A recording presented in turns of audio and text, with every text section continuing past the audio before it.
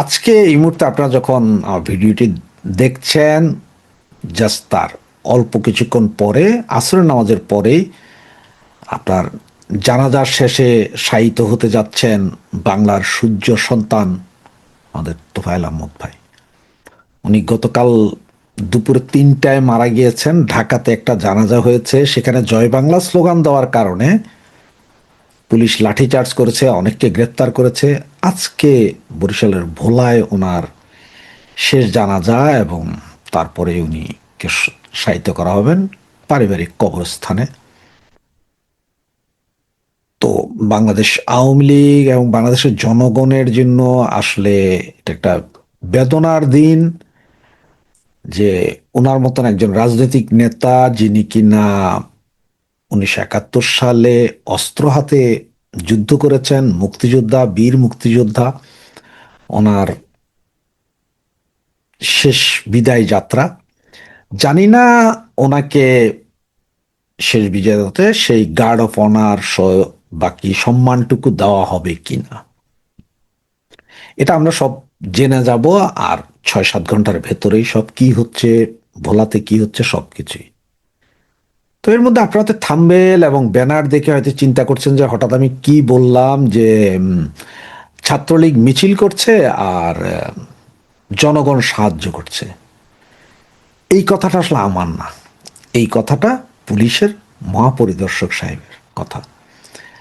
আজকে না, এটা গতকাল রাতেই এই কথাটা উনি বলেছেন। এটা হচ্ছে যে আপনার গতকাল দিনের বেলায় আপনারা জানেন যে চট্টগ্রামের জিইসির মোড়ে ওমরগনি এমইএস কলেজের একটা সর্ববৃহৎ মিছিল হয়েছিল, যে মিছিলটা এ যাবৎকালে 2 বছরের ভিতরে সর্বোচ্চ জনসংখ্যার একটা মিছিল।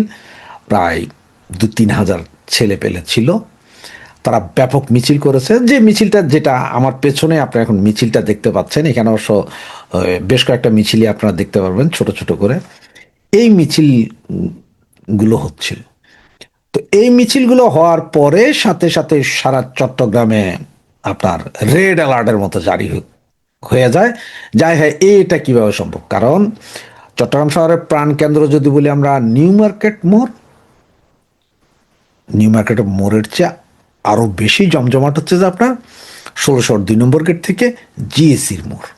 সার্বক্ষণিক দুই পাশে হাজার হাজার পাবলিক এমনি থাকে, মার্কেট, অফিস, আদালত সব। ওই জায়গায় দিনের বেলা এই সাহস নিয়ে ব্যানার ধরে ওমর গনি এমইএস কলেজ লেখাই মিছিল। তবে ছোট ভাই যারা আছেন, যারা 20-25-30 বছর বয়স, তারাও হয়তো অনেকেই ওমরগনি এমএস কলেজ কি জিনিস দেখেন নাই। চট্টগ্রাম শহরের ওমরগনি এমএস কলেজ এমন একটা সময় এমন ছিল যে সারা চট্টগ্রামের সমস্ত পুলিশ এবং বিজিবি দিয়ে ঘেরাও করে কলেজের ভেতরে ঢুকতে পারে নাই। ছাত্রলীগ এত শক্তিশালী ছিল বিএনপির আমলে এসি ডিসি সব আয়না দাঁড় করাই দিছে, ঢুকতে পারে নাই। এত শক্তিশালী অবস্থান ওমরগনি এমএস কলেজে ছাত্রলীগের ছিল। তেমনি সিটি কলেজ ছিল, ইসলামিয়া কলেজ ছিল, কমার্স কলেজ ছিল। শহরের মধ্যে ম্যাক্সিমাম কলেজগুলোই ছাত্রলীগ সমর্থক, ছাত্রলীগের হাতেই ছিল। শিক্ষার সুষ্ঠু পরিবেশ ছিল, পড়ালেখা করতো স্টুডেন্ট, ওখানে ভর্তি হতে নেই, এবং সাংস্কৃতিক অনুষ্ঠান সবকিছু ওখানে চলতো। সুতরাং এটা সেই ওমরগনি এমএস কলেজ। আমি অবাক হইনি আজকে এই হাজার খানিক ছেলেরা যখন ওমরগনি এমএস কলেজের মিছিল করছে, আমি অবাক হইনি। তবে আমি একটু ব্যথিত হয়েছি যে এই মিছিলে তো আরো বড় হওয়ার কথা ছিল, 10-15 হাজার ছেলে পেলের মিছিল হওয়ার কথা ছিল। কারণ এটা ওমরগনি এমইএস কলেজ বলে কথা, এটা একটা বিশাল ইমেজ আছে এই কলেজ ছাত্রলীগের। এই কলেজের আশপাশের এরিয়া সবগুলো আওয়ামী লীগ, ছাত্রলীগ সমর্থন করে এরকম পরিবারগুলো থাকে এইখানে। কারণ এখানে কোনো চাঁদাবাজি কোনো কিছুই হইতো না, যার কারণে এটার এত পপুলারিটি ছিল। তো সেই কলেজ আজকে মিছিল করেছে, এরপর আনোয়ারায় মিছিল করেছে। এরপরে আপনারা জানেন যে আমাদের নেতা যখন জানাজা হলো, এরপর ওখানে মিছিল হয়েছে। তাহলে সারা দেশে প্রায় 10-12টা মিছিল হয়ে গেছে আজকে একদিনে।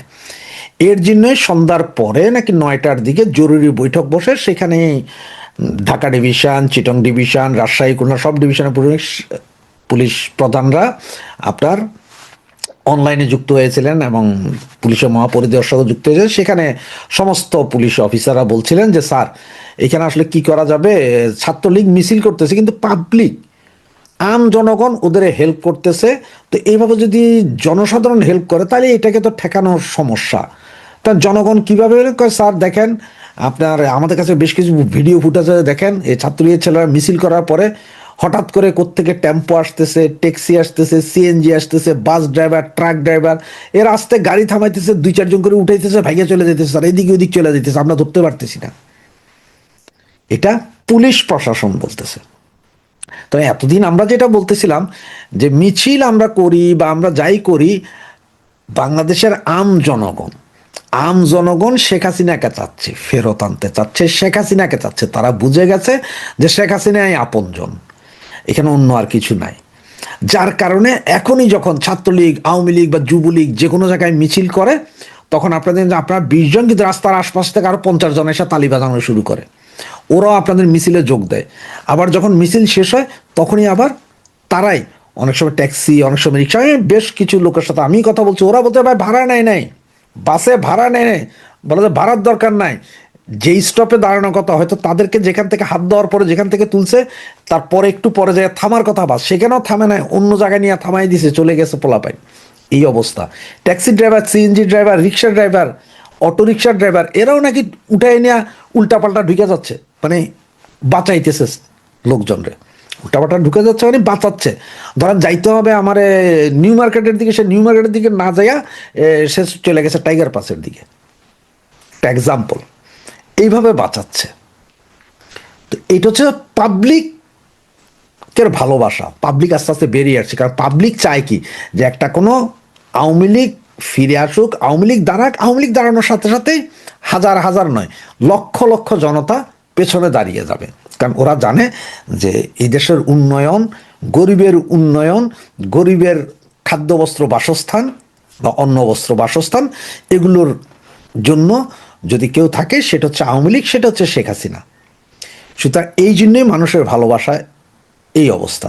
আপনি সারা বাংলাদেশের বিভিন্ন রাস্তাঘাটের অবস্থা দেখেন, এখন গত 2 বছরের ত্রাহি ত্রাহি অবস্থা। একমাত্র ফ্লাইওভারগুলো এখনো ঠিক আছে, চলতেছে, মানুষ চলছে।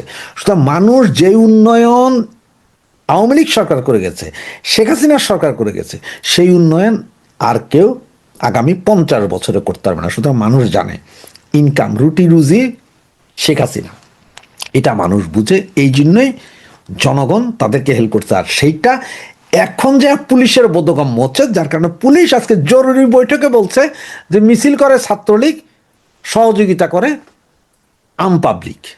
এটা পুলিশের ভাষ্য।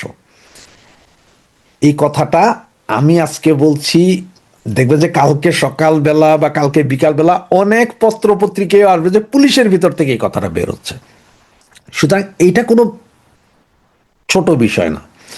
আর আমার ভাইয়েরা যত বেশি এখন মিছিল করবেন, মিছিল যত বড় হবে, সাহস যত দেখাইতে পারবো, ততই ওরা ভয় পাবে। এবং আজকে একটা মিছিলে, একটা ভিডিও আমি দেখছেন আপনার, একটা মিছিলে দেখলাম যে আমি যেটা আজ থেকে 1 বছর আগেও বলছিলাম ছেলেপেলে, যে আপনার শার্ট পরেন, শার্টের ভিতরে একটা হাফ গেঞ্জি পরেন বা গেঞ্জির উপরে শার্ট পরেন।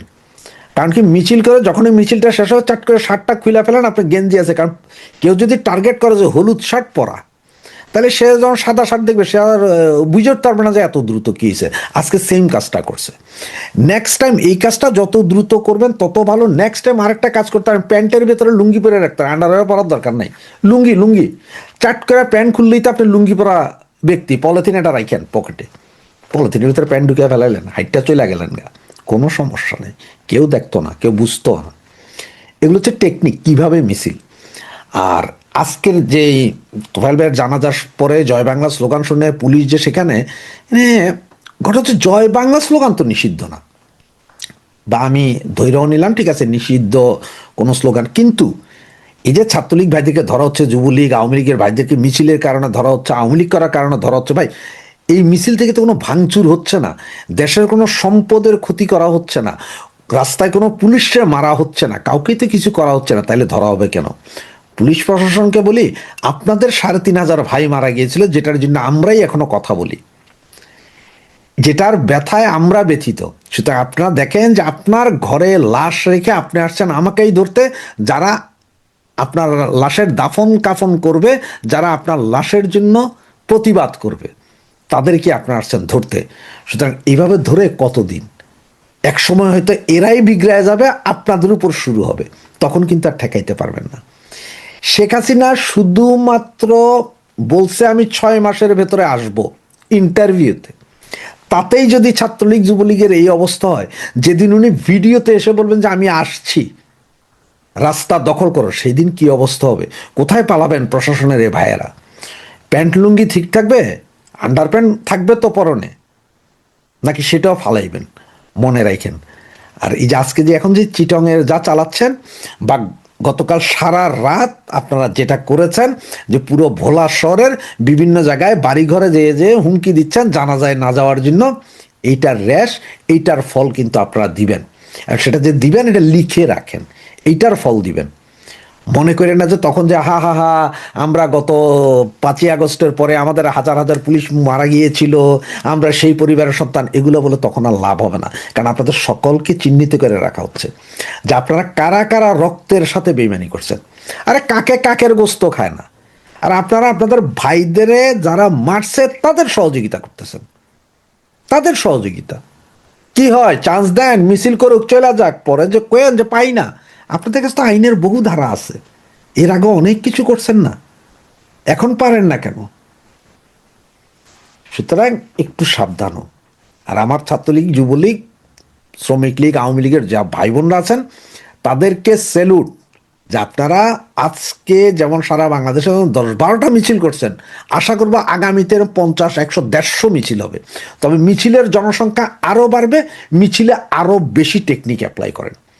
যত বেশি টেকনিক তত বেশি উইন। আর একটা কথা মনে রাখেন, love and war, nothing is fair. ভালোবাসা এবং যুদ্ধে কোনো কিছুই বৈধ না, অবৈধ না, সবই বৈধ। ভালোবাসা এবং যুদ্ধে সব কিছুই বৈধ, এটা তো বৈধতা আছে।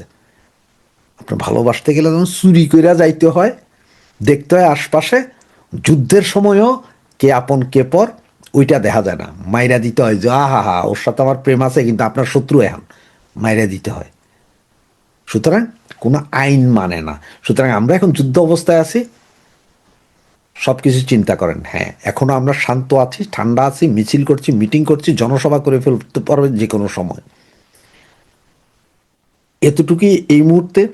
কিন্তু পুলিশ প্রশাসন এবং পুলিশ বাহিনীকে বলবো, খেপাইয়েন না।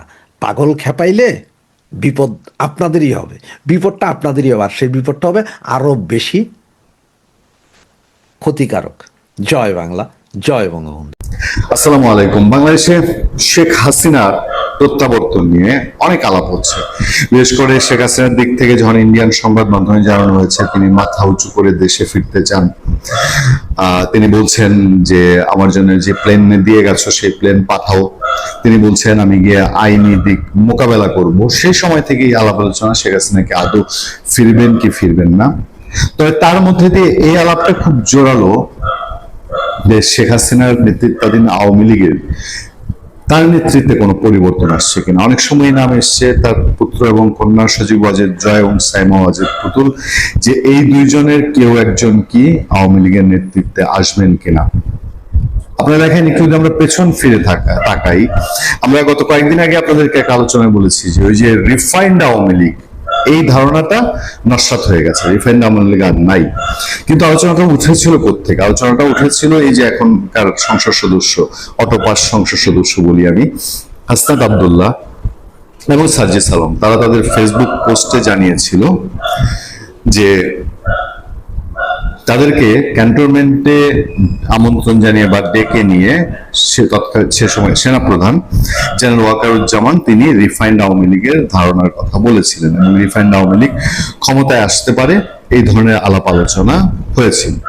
কিন্তু আওয়ামী লীগ যে এটাকে সম্পূর্ণ উড়িয়ে দিয়েছে এবং আওয়ামী লীগ যে এই রিফাইন্ড আওয়ামী লীগের ধারণা গ্রহণ করেনি, এটা না আওয়ামী লীগের নেতৃত্ব পর্যায়ে না আওয়ামী লীগের তৃণমূল পর্যায়ে, সেটা মোটামুটি এখন পরিষ্কার হয়ে গেছে। এই সময়ে আওয়ামী লীগ নিয়ে যথেষ্ট খোঁজ খবর রাখেন। আওয়ামী লীগ বিরোধী শিবির দাবি করা হলেও বাংলাদেশের সাংবাদিকতায় অন্যতম একজন পথিকৃৎ তিনি হচ্ছেন মতিউর রহমান চৌধুরী, মানব জীবনের সম্পাদক। তার একটি ইন্টারভিউটি দ্য পোস্টে, সেই ইন্টারভিউ ধরে বেশ কিছু তথ্য আমাদের সামনে, এবং সেগুলো নিশ্চয়ই একটা যুগোপযোগী, সময় উপযোগী কিছু ইনফরমেশন ক্যারি করে।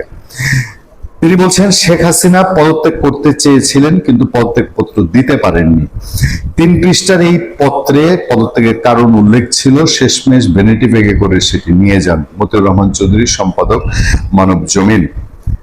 এই একটি তথ্য আমি আলোচনা করতে চাই আপনাদের সামনে, আরো আলোচনা করতে চাই। মতিউর রহমান চৌধুরী বলছেন, সর্বশেষ শুনেছি উনি ওনার ছেলেকে কিংবা মেয়েকেও দায়িত্ব দিতে চান না। মানে শেখ হাসিনার কথা বলছেন, যতদিন বেঁচে আছেন শেখ হাসিনা উনিই থাকবেন।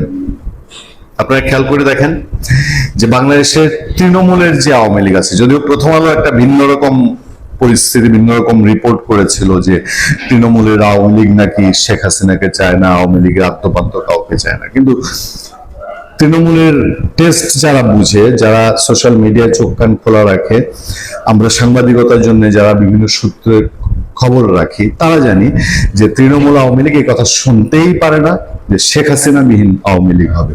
তাদের মধ্যে একটা কিরকম যেন ইমোশন, ওই যে সমালোচকরা বলে যে কি আওয়ামী লীগ একটা ধর্ম, বা 32 নম্বর তাদের কেবলা, শেখ হাসিনা তাদের নবী পর্যায়ের, বা শেখ মুজিবুর রহমান তাদের নবী পর্যায়ের। অনেক অর্থ যদি বলেন ব্যাপারটা তাই, কারণ আমি বলেছি যে আওয়ামী লীগ এবং বিএনপি এই দুই দলে ধর্মের বাইরে তাদের দলের প্রতি যে আনুগত্য, এইটা একটা অন্যরকম বিশ্বাসের পর্যায়ে। ফলে শেখ হাসিনা বিহীন আওয়ামী লীগ যতক্ষণ পর্যন্ত শেখ হাসিনার দম আছে কেউ কল্পনা করে না। বেগম খালেদা জিয়া শেষ নিঃশ্বাস ত্যাগ করা পর্যন্ত বেগম খালেদা জিয়া বিহীন বিএনপি কেউ কিন্তু একবারও বলেনি। তিনি শেষ বিন্দু পর্যন্ত যখন শারীরিক সক্ষমতা ছিল তিনি বিএনপি কার্যক্রমে অংশ নিয়েছেন, অন্তত সেই ক্যান্টনমেন্টে যে গিয়েছেন সেটা তো বিএনপির কার্যক্রম হিসেবে। আর শেখ হাসিনার পদত্যাগ নিয়ে আজকে না হোক ভবিষ্যতে কোনো একদিন বড় আইনি জটিলতা তৈরি হবে, এটা বোধহয় আর বলার অপেক্ষা রাখে না। ফলে আওয়ামী লীগ নিয়ে একটাই আলোচনা এখন থাকবে, সেটা হলো শেখ হাসিনা কি ফিরে আসছেন কি আসছেন না, আসলে তিনি কিভাবে আসছেন। ভালো থাকবেন, সুস্থ থাকবেন। আপনাদের সাথে আমি আতিকুর রহমান, পূর্ণিয়া।